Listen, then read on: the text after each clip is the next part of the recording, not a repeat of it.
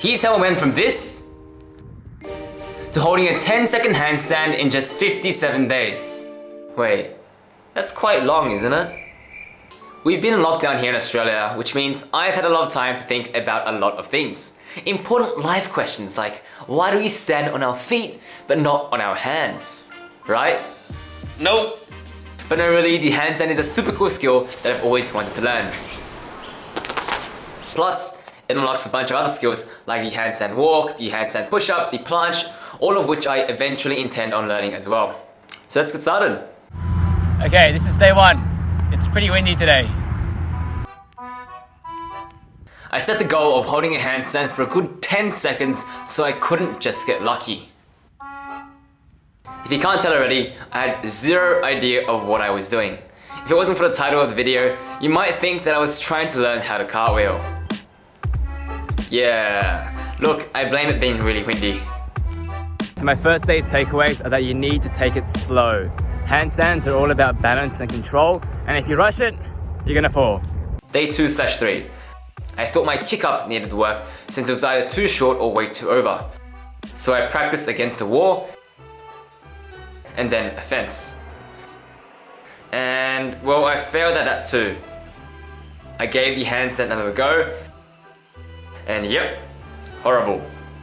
The arch in your back should definitely not be like this.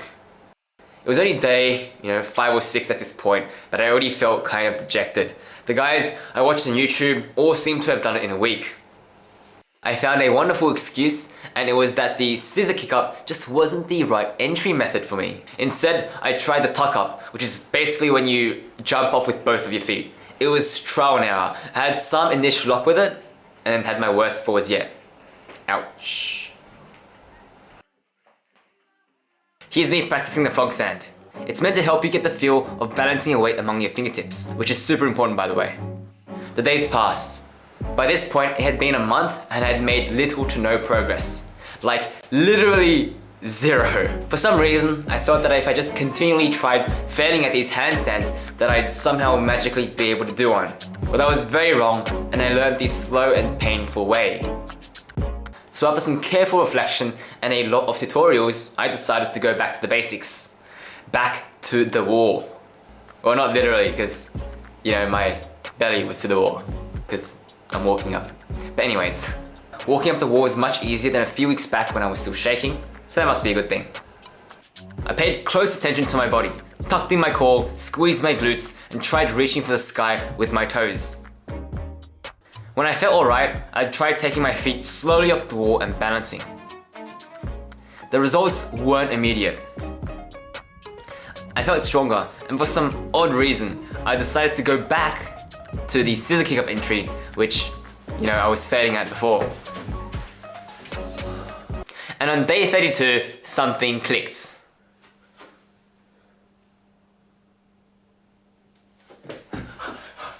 I managed a 4-second handstand hold, which is actually less than halfway towards my goal.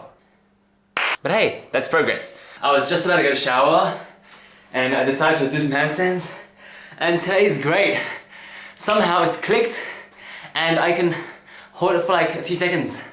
I got the feel of how to balance and align my body, and from here on out, progress started to slowly show. Even though I couldn't manage a good handstand, I decided to laugh at, help, my friend. Yeah, I probably should have given some advice before he jumped into it. It was still really inconsistent. Some days are good, others really bad. In fact, I don't think I did a single okay handstand that morning. From here on out, it was just continual practice. Cue training montage.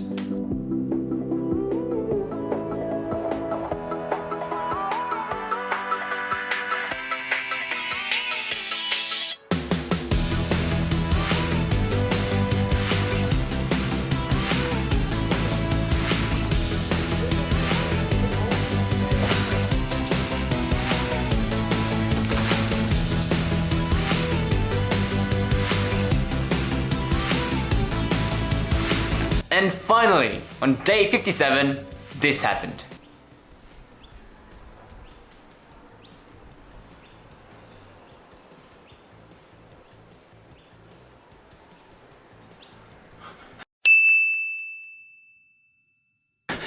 Wait, what? Yes.